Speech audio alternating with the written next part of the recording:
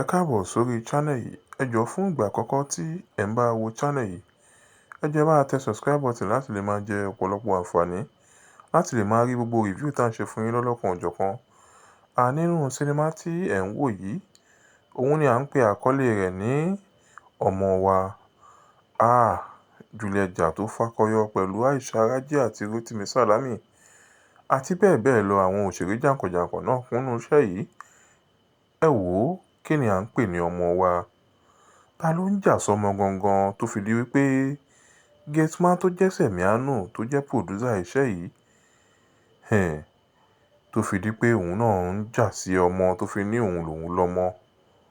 Ṣóhun ló lọ ń wọlé lọ bá ìyàwó ọ̀gá ẹ̀ lájọṣepọ̀ nígbàkigbà tí ọ̀gá ẹ̀ ò bá sí nílé ni, tí ìyàwó ọ̀gá ẹ̀ jẹ́ Aisha Raji.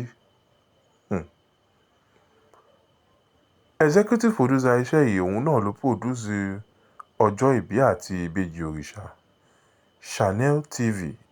Ẹ tara ṣàṣà lọ sí orí Bobby Films Production kẹ́ ẹ lọ wo Ọmọ Wa, kẹ́ ẹ lè rí ọ̀pọ̀lọpọ̀ ẹ̀kọ́ tó yẹ kẹ́ ẹ kọ́ nínú sinimá yìí, kẹ́ ẹ lè rí kọ́.